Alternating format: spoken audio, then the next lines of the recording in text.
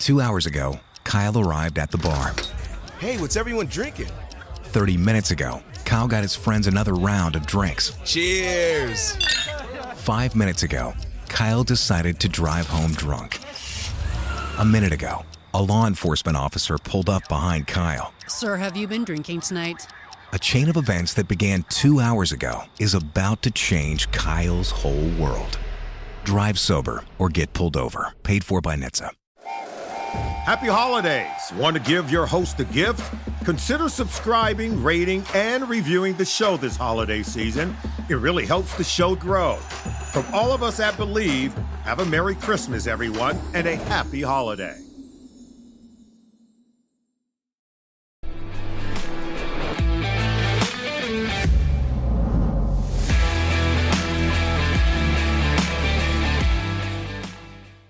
What is up, Los Angeles, and welcome back to your Rams LAFB show. I am your host, Ryan Anderson, today with a very special guest. I'm super happy to have him. I've been trying to track him down for a couple years. He joined us over there on Super Bowl Radio Row, maybe Vegas, maybe Arizona. We can't really remember. We were having a discussion about how to best recover from hangovers.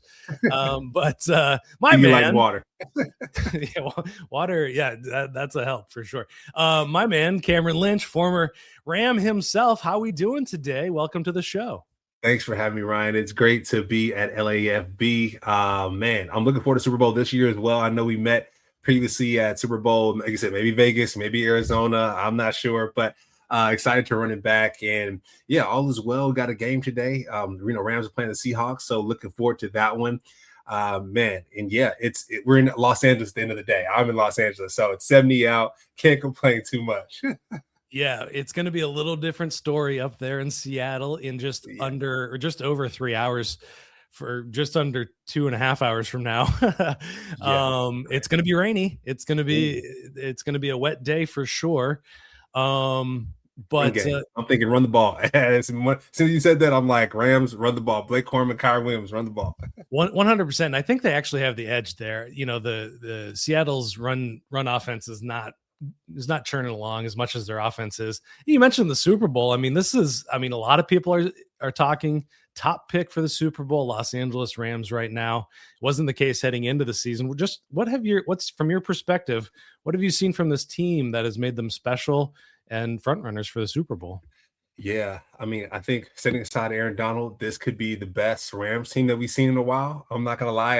I was with the Rams in 2015, so started in St. Louis and then made our way to LA and then started picking up steam. But I think one of the better Rams teams that we've seen, I think the second piece to that is the offensive line is healthy. When you got a healthy offensive line, you can make things happen, because if you kind of rewind a couple of years ago, it was after that Super Bowl, we would change out our offensive line, right? We have different combinations. People get hurt. And I think the Harbaugh brother said it at the Chargers. He was like, one group on the team that everyone has to rely on is the offensive line. If the offensive line isn't healthy, quarterback screwed, you can't run the ball, and then you're off the field a little bit quicker. So that means your defense is on the field. So with the Rams O-line being healthy, given the Robert Havenstein and all that, and Alaric Jackson, but the fact that they've been healthy, that's the biggest, relief there. And then of course, Matthew Stafford cooking the way he's doing it. And then Chris Shula, just the way that defense is clicking on that side, given Aaron Donald has made his departure and him able to turn things around with the guys up front and on the back end. It's been impressive. And as a Rams fan, the fact that we're doing as well as we're doing, it's a relief. And I'm kind of shocked, to be honest. I'm like, wait, when is this going to change? And when is this going to flip? But it's been nice so far. Yeah, just from your perspective on Chris Shula, I mean, he's risen up the ranks. Talk about a dark horse who's come out of nowhere to become one of the top, candidates for a head coaching position. What are you seeing that is making him just pop this year? Yeah. It's almost like the tip of the iceberg concept, right? It's like we're seeing the top of the iceberg. We're seeing the defense be top 10 or top 5 really in every category. But I think the breadth of work that he's been doing previous to that. When I was with the Rams in 2018, I came back when we played against the Eagles. and Carson Wentz. It was that game when he got hurt, unfortunately, but that was the week that I got back. And I met Chris Shula then, and he was not the linebacker coach. He was not the defensive coordinator. He was like the assistant linebacker coach. It was Joe Barry was my linebacker coach, and then son of a bum, he was our defensive coordinator. So he was being of service at that time. And I'd imagine when he was a young boy with his grandpa and his family, I imagine he was just putting in his time, building up that iceberg to where now we're seeing a masterpiece in what he's being able to put together. So Chris Shula, he's come a long way. He's a great guy.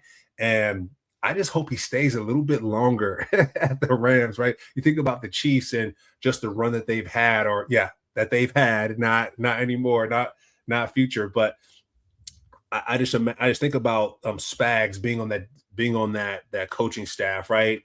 Coach Spagnolia and Andy Reid just sticking together. And I think if Chris Shula sticks together, I think the Rams could keep this thing moving along as long as Matthew Stafford is healthy. As long as Matthew's healthy, and it seems like he's the healthiest he's been his whole career. So, yeah, since before the season, I've been saying Matthew Stafford is the Super Bowl window. You know, they have nothing solidified right now at quarterback beyond that. That's a conversation for a different day for sure. We don't have to talk about that now. We're on a high heading into a rivalry week. I think, iceberg is probably the best way to describe Chris Shula, having interviewed him a few times, standing in front of him. He's not showing his cards. I don't know if he thinks I'm stupid or if he thinks I'm the smartest guy in the world all at the same time. I don't know. He plays his cards pretty close to his chest on a lot of things. So that's smart. Yeah, he doesn't really give you any much ammo. You know what I mean? Like, oh, I see the cheek in the armor there or over there. He's just kind of well-rounded. And he's sharp, man. He's a sharp guy. He's a young coach. And I know there's different teams that need a head coach right now, but I just want him to hang on a little bit longer because how much better can you get, right? I think if we get some defensive backs back there, and to firm up some of those cornerback positions, I think it will be even more dangerous next year if Matthew Stafford stays. Yeah, I think you're absolutely right because you look at what the team would need heading into the next season, assuming that Matthew Stafford decides to stick around for another year. It's his choice, obviously. His contract doesn't say he's going to be around next year, but you look heading into the draft, what do they need? Well, it looks like they got a pretty good right tackle if they want to move on from Rob Havenstein. Obviously, Puka Nacua is young. Davantae says he wants to come back. Higbee may be leaving, but they got three guys there. So you tack on maybe some cornerbacks. I don't even know what else. Maybe go after another wide receiver. It becomes kind of a luxury. So we could be looking at an interesting couple of years here. Anyway, I mentioned already, this is a big rivalry game. You spent some time in the NFL, Tampa Bay, Rams, also with Syracuse. Lots of, college football rivalries are the cream of the crop, some of the best out there. So, we got Jared Verse out here saying this is Seattle Rams is the biggest rivalry for him. And we got Sam Darnold on the other side saying, this is just another opponent for me. We'll just take this a day at a time. We'll get to Sam Darnold in a little bit, but just talk about rivalry games and what, in the building, in your head, other guys talking, bulletin board material. What's all that like as a player? Yeah, it gets spicy because rivalry games, doesn't matter if the team is excellent like the Seattle Seahawks are now or if they're trash that year, right? Because that team could level up and then beat you. So when I was at the Buccaneers, didn't like the Saints at all. Didn't like the Saints. And so the Saints with Tyler Shuck just beat the Buccaneers just a couple weeks ago. And you're like, wait, what's going on here? But everyone turns up the dial just a little bit. The chefs in the kitchen, the chiropractors, the trainers, everybody just cranks it up a little bit. And so that's really important. And then also when it comes to the division, they're worth two. I think that's really, really important to call out. And so, and we're talking about the Seattle Seahawks, but hey, how about the Philadelphia Eagles, right? You talk about the GM rivalry, right? When it comes to the GM over there in Philly, and then with the Rams, I think that's the best. Howie Roseman, the best GMs I think in the league. And they battle, I feel like, when it comes to players, when it comes to bringing in free agents. And so And of course, we lost to the Eagles, which hurt really bad. But Yeah. I would say that the rivalry weekends, the rivalry weeks, they get tough, especially if it's a Thursday night game after playing smacking the Lions recently. Thankfully, the Rams beat the Cardinals and we were able to rest in that third quarter, I would say. But the rivalry weekends are very tough. There's a little bit more on the line, but at the end of the day, too, it's just a game as well. And so you kind of prepare like you would for anyone else, but you buckle the chin strap just a little bit tighter that rivalry week. Yeah. Well, going back to your college days, West Virginia is a big one. Pitt is a big one. We know a graduate of the University of Pittsburgh there. At Aaron Donald, go back then and what was it like then? Obviously, you don't have as many chefs or chiropractors, but the chin straps are a little different. The locker rooms are a little different. What was that like? Yeah, that was insane. I actually, one of my roommates, it was an offensive lineman, one of my best friends, offensive lineman as well, and they would just talk about how with Aaron Donald, how he would wreck just your whole thought of winning. If you thought you were going to win, he just dominates it. I'll never forget. He blocked he had a couple sacks when we played against him. He was forcing pressures, forcing all type of havoc in the backfield, but then he blocked a field goal for us to win the game. And so I think they had like Tommy Savage back then. He was their quarterback. And they weren't the best, but they had Aaron Donald. So they just made it a nightmare for our offensive linemen. One of our offensive linemen, Amari Palmer, he's a wrestler now. And he has nightmares still to this day from playing against Aaron Donald. So that rivalry is deep, I would say, in the West Virginia as well.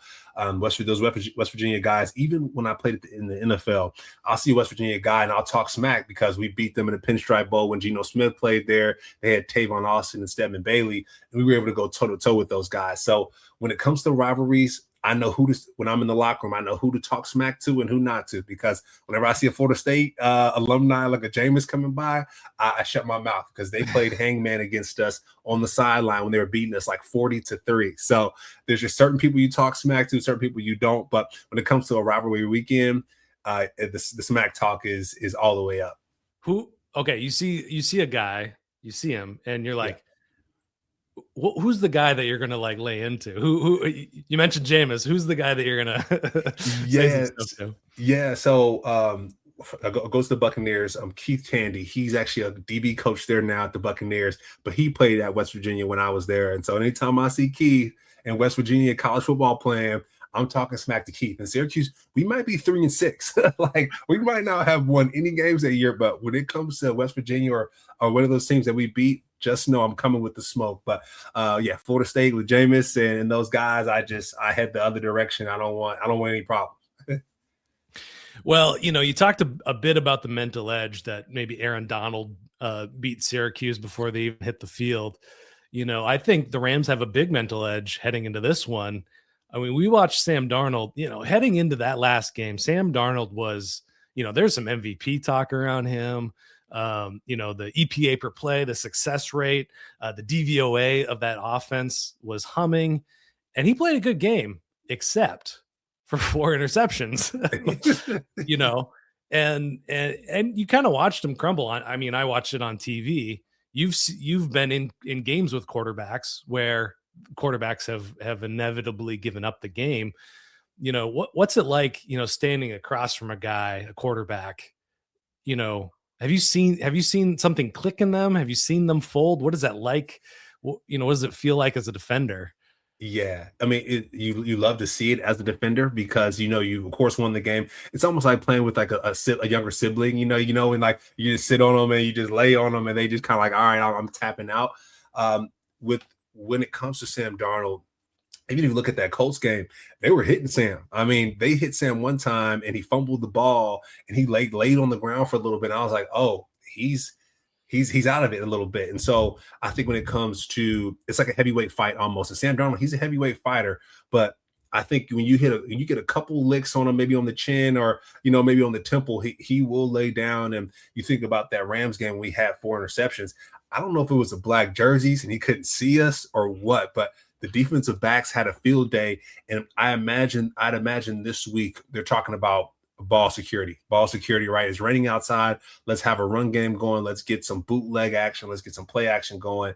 But let's take care of this football, because even though they turned the ball over, they were in that game. So you think about, you go on the other side, you go to Matthew Stafford.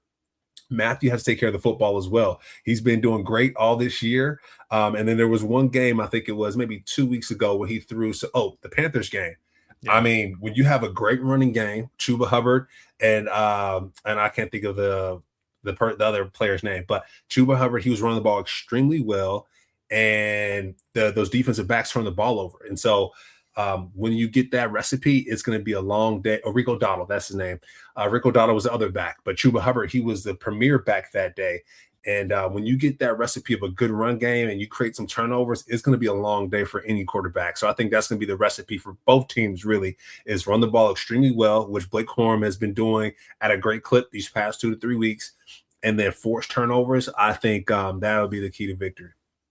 Yeah, 100%. And, I've always wondered about, going back to that Carolina Panthers game plan. I call it the Canales plan. I think I've talked to every guest about it, just trying to understand. They ran the ball 40 times in that game, threw the ball 20 times, and they were just able to just drop it in there to Tedero McMillan, to Coker, had the defense, keep them honest, keep them up towards the line of scrimmage, and then just pop them with an explosive occasionally. And I don't know how many teams out there can play that disciplined. It's not like they were running the ball down their throats. It's not like they were popping big gains. I mean, they got the one. They were settling for 3-4 yard gains over and over again. And the Rams secondary is I mentioned cornerbacks already. I feel Quentin Lake's been out since the last game, the last Seattle game. Yeah. What did you see from him? And Josh Wallace has kind of stepped into his role a bit. Former UDFA out of Michigan, elevated to a high role now. Are they really missing him, or is it just something else on the defense? Yeah, I think so. I mean, I know I always bring up Emmanuel Forbes, and pretty much any show I do, I'm like, Emmanuel got beat on this play. I think it was a Cardinals game into that third quarter. Michael Wilson had a touchdown, explosive. And we were up by 20. And I was like, okay, are we going to see Jimmy G? What does that look like? And then Emmanuel gave up that touchdown. So I'm like, damn, are the guys not going to sit now because he gave this touchdown? So what I will say is it's a communication piece at the end of the day. Communication is important. Quentin Lake communicates at a high level. I know he does podcasts. I know he does different things. So if he communicates well off the field, I'd imagine he does the same thing on the field. That, and then of course, just his productivity and his size. He's able to make tackles. He's able to cover. He's able to be a Swiss Army knife. He could probably play special teams if you needed him to. So I think just the leadership component, the communication component, and the playmaking ability is what the Rams are missing. One thing I will say though is with Chris Shula, he's found ways to cover that up and found ways to make use of the players that are in when he's out. And so they are missing a Quentin Lake, but I think what makes teams really good is the system versus the players sometimes. When you have a good system, when everyone's communicating at a high level, you can still operate if you have one or two pieces out. But that defensive back room, Cam Curl has been crushing it this year. You got some guys that are really stepping up, but I think next year and even going to the playoffs, you just want to see them just turn up the notch just a little bit, because when you play these, I'm thinking about it, Rams, Bills, Super Bowl, right? You got Josh Allen coming into town, or if that's the case, how are you going to cover these receivers? How are you going to stop the running back and Cook? And then how are you going to stop Josh Allen? And so you're going to need not only your starters to do that, but also your bench to be strong and make plays. So yeah, it's an uphill battle. I mean, I think after this game, I think we'll be good for these next 2 weeks. But once that playoff hits, hope we get Quentin Lake back, and hopefully we get Davantae Adams back. All right, people, serious question time. Did you know that driving high is considered driving under the influence? That's right. Driving under the influence of marijuana is against the law in every state. That means even in states where marijuana is legal. That means driving high could get you a DUI. And if you think law enforcement officers can't tell when you're driving high, well, you're wrong. If you're high, they can tell. Your friends can tell. Your coworkers can tell. Even your parents can tell. Everyone can tell. So what makes you think that law enforcement officers don't know when you're driving high? You'd be wrong. they can tell too. Driving under the influence of marijuana can slow your response time and change how you perceive time and speed. So even if you think you're fine to drive when you're high, you're not. Because the bottom line is, if you feel different, you drive different, and driving high is driving under the influence. So remember, drive high, get a DUI. Paid for by NHTSA.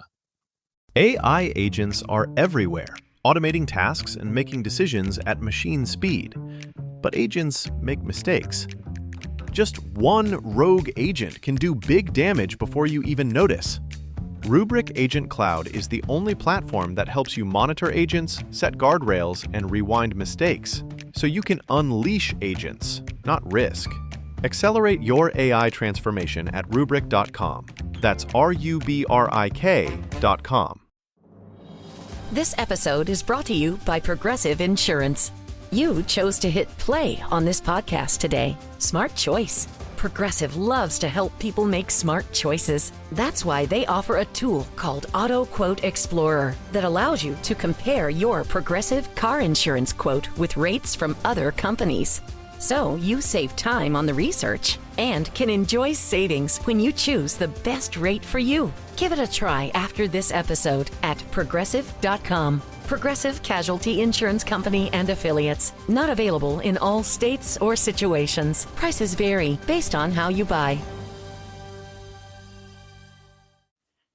Yeah, we haven't really touched on Davantae Adams much. I mean, what are your thoughts? You know, probably not going to be play, maybe in uniform, maybe to decoy and maybe roll him out there on the red zone, just to fool everybody. But I mean, how does that change the offense?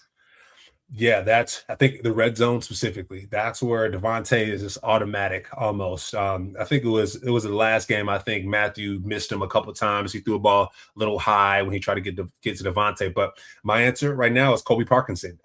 He scored in the past 6 games or so. He's been dynamic in the red zone. So I think you now look to Puka and you look to Colby. And then I think you get Tutu Atwell going just a little bit more. Tutu's he's back healthy, he's back moving and grooving. So, and then you got some other young receivers in Xavier. So I think you get some of those deep threats going on. Of course, do what you've been doing with Puka Nacua. Make sure he stays off the streaming platforms. I know he was streaming with Aiden Ross, and that didn't go too well. But let's get Puka focused, especially as we get into the playoffs, get to the Super Bowl. Let's get refocused here, buddy, and make sure that he's healthy as well, because you got Davantae Adams go out. We don't want to overuse Puka where he's grabbing a hamstring or he's grabbing this or that. So I think you get your other receivers involved a little bit more. You get your 13 personnel. So I should have said that first. 13 personnel. Just go straight to 13, run the ball, and call it a day. Yeah, I mean, the Seahawks play a tremendous amount of nickel personnel, and a lot of teams have to go heavy against the 13 personnel. They stuck with nickel last time around and kind of forced them to play a little bit more 11, which hasn't been as functioning as well as it has in the past for this team. So, it's such an interesting chess match between these two young coaches. I mean, people are talking about Mike McDonald as kind of the defensive equivalent to Sean McVay coming into as a head coach, such a young age, turning around his team super quickly. There's nothing but fun football to be played here. You played as a rival against Aaron Donald. Yeah. But you also played alongside Aaron Donald. Yeah. What stories and impact, did he have on the team and you, just with your time, couple years with him? Yeah. It's been impressive. I always like to say he's the best player I've come across. And of course, Tom Brady as well. We played against Tom Brady when I was at the Buccaneers, but to be on the same team as Aaron was pretty wild. And people talk about his work ethic. One thing I will say is people don't talk enough about it are the times when we're supposed to be walk through and his hands are live, right? His feet may not be going as fast, but his hands are live. And so a lot of times, as rookies, we'll play on the scout team. So we got to do the scout team center, the scout team guard, and we have to get the looks for our defense for walkthrough. And a lot of times myself and Bryce Hager, we both got to the Rams at the same time, but multiple times we're getting hands in our chest, we're getting pushed back on the walkthrough, and then almost slung down where we're falling over ourselves. So with Aaron, he practices the way he plays, and so his hands are always live, his steps are always calculated, and then let alone practice. When he's going through practice, he's destroying everything that you can try to work on your offense. So it's been really, really impressive to play alongside him. And then, like I mentioned too, before playing against him when he was at Pitt, I mean, he was destroying everything that we were doing. So, and then guys like Todd Gurley, you know what I mean? That was really, really cool to see, just going to the Rams, and like you'll see like Todd on the training table, and then you'll see him on TV at the same time. And you're like, this is kind of crazy. So, yeah, we've had some good experiences, at the Rams, and some good teammates that I've played with. But Aaron, hands down, the best one I played with and played against.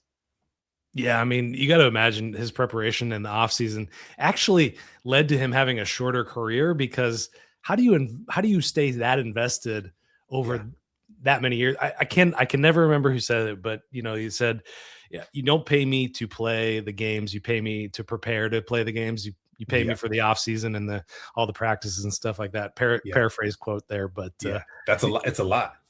Yeah, I'm sure. Yeah. I got to get your opinion on a couple of Rams defenders before we get you out of here. I didn't prep you on this one, but Nate Landman. Oh, yeah. Linebacker. He comes in kind of out of nowhere, played some good football for the Falcons, but was essentially, he wasn't invited back to that team. Yeah. And then he ends up over here, in LA. What have you seen from him? And, have you seen a transition like that, before from any other player? I mean, going from kind of unknown to, Pro Bowl high voted. Yeah. Okay. So the first person that popped to my mind, and I know we didn't prep for this before, Zach Bond. As soon as you were like the transition to Pro Bowl, I'm like, oh, Zach Bond. Zach Bond went from the Saints to on the ball linebacker to off the ball linebacker, going to the Eagles. And at one point, we were like, whoa, if the trade deadline's coming up, you can't trade this guy because he's everywhere. He's not saying MVP of the Super Bowl, but on defense, he was going crazy. So, and that whole defensive line was crushing it at Super Bowl and for the Eagles. But Zach Bond is someone that's it's not very similar, but similar. I think Nate Landman takes the ball away better than most linebackers that I've seen in the game. It's similar to Davantae David. I played with Davantae David at the Buccaneers, and Davantae David was king of taking the ball away. I remember we were playing the Falcons, and Davantae was like, look, I'm about to go get the ball right now in this series because we need it, because we need to score. We're down X amount of points. And he'll go take the ball away, and then he'll come back. He's like, I told y'all, like I did it. So I would do it. And so just to see that, I'd imagine, and Quan Alexander was really good at that too.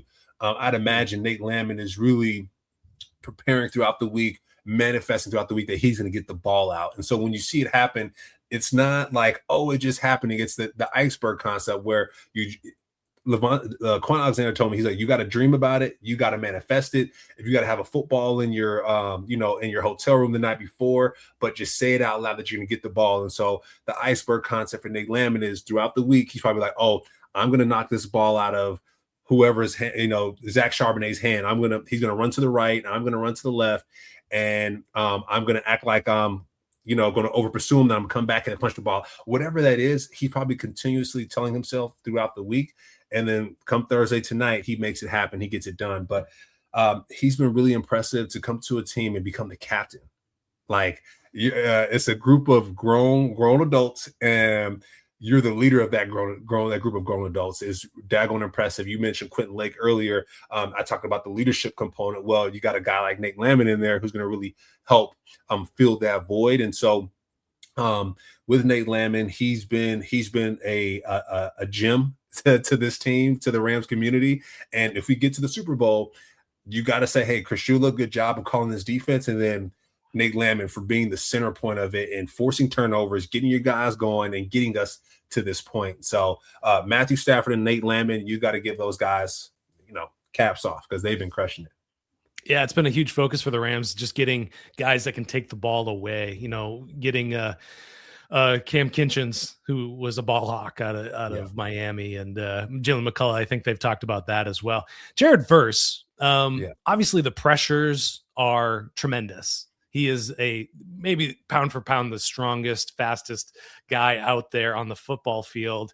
Can make a lot of things happen. The sack numbers have not generated. Obviously, you're trying to disrupt the pocket. Pressure is going to affect the quarterback, period, hands down. But have you seen anything from his game that, is he over pursuing? Is he putting too much effort into, second down? We should be saving it for third down. Is there something he should be changing, or is he doing everything just A-okay? Yeah, I think he's doing what he's supposed to do. I think when it comes to the sacks and the numbers and the glory, a lot of times you sacrifice things for that. Sometimes you sacrifice the system and the defense, the integrity of the defense, right? To get that sack, sometimes you might have to go inside of the tackle versus standing outside of the tackle. And, I think last year his sack numbers were decent. His pressure numbers were decent, but I think now he's playing within the integrity of the defense, and the defense is working versus him working and getting his sack numbers up. And so he's doing what he's supposed to do. Like I said, his pressures are up. He's probably drawing more double teams than other players. I know Byron Young is as well, but he's drawing more double teams.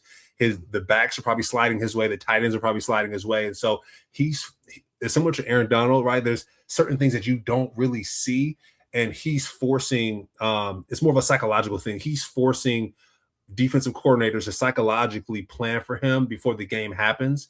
And that's draining after a while, because you're like, wait, what about Byron Young, or what about this guy or that guy? So he's bringing pressure to the game that people don't really realize. And he's staying within the system, Chris Shula's system. And I'm sure Chris Shula's like, hey, Byron, I know you want to lead the league in sacks. Myles Garrett has that right now. So, don't worry about it. But we will get to the Super Bowl if you just do what I asked you to do.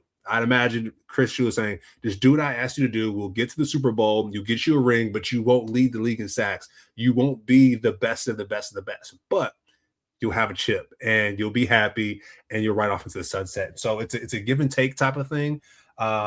And, I even go to Aaron Donald. Aaron Donald, to be great, he sacrificed his integrity, right, of the defense sometimes, where he'll be in the A gap and he knows, hey, I can go make a play if I jump to the C gap. He'll jump to the C gap. There'll be a gash in the middle of the defense, and they're running for 40 or 50 yards. And the next play, he'll force a fumble, So he's like, I can make up for it. So Jared Verse is a different player. And I think now that he's young, he's with Chris Shula, he can work with integrity. And I think that's what he's doing. Yeah, all the more reason for Shula to stick around one more year, see the greatness of Jared Verse. Really, would you say, just yes or no? Is he playing a more disciplined Jared Verse? That is a more disciplined version of himself. Yes, more disciplined. Yes. Okay, it might be boring. But discipline is boring. Hey, if it gets the job done, everybody's playing for a ring. So it's super interesting that they got one of the cheapest defenses in the league right now, about to get a lot more expensive when Kobe Turner and Byron Young, and then Puka's got to get paid too. But we got to get you out of here. So everybody out there, I appreciate you tuning in, coming back to the LAFB Network Rams show here for sure. Thanks for tuning in. As always, we will check you next time, whenever that is, after the game. We're going live after the game with Aaron Coscarelli. There it is. The game's tonight. Yeah. Couple hours. Yeah. Hey, Ramley, thank you so much for hanging out with us and watching the Rams LAFB show. Quickly before you go, got to tell you about our friends over at Sleeper. It's the #1 sports app right now, and you've got to download it because it's got so many great features that I want to tell you about. Aside from season-long fantasy, which is the best in the business, they've also got live score trackers, in-game updates, plus the live chat where you can actually communicate with other users right on the app. But perhaps the best feature, at least that I like, is the daily fantasy feature or the live pick'em. Just pick 2 to 8 players across any sport: baseball, basketball, hockey, obviously football, and our Rams. You're going to choose a player, just choose more or less. Matthew Stafford, more or less passing yards. Kyron Williams, more or less rushing yards, more or less touchdowns. 2 to 8, you can win real money. So when you go to make your first deposit, make sure you use our promo code RAMSLAFB, and Sleeper's going to give you a match bonus up to $100. So you deposit $100, they're going to give you $100 free. You're now sitting at $200. You put in $10, they're going to match you $10. You're now sitting at $20. But on top of that, right now, Sleeper is offering all new user signups a $20 free entry, no deposit required. Go sign up. You're automatically invested $20 straight from Sleeper. But you can stack that offer with that match bonus offer to add more money. Just make sure to use that promo code LAFB. Go check out Sleeper. Download it today. Tell them the guys at the Rams LAFB sent you. And as always, Ramley, thank you so much for making us a part of your day.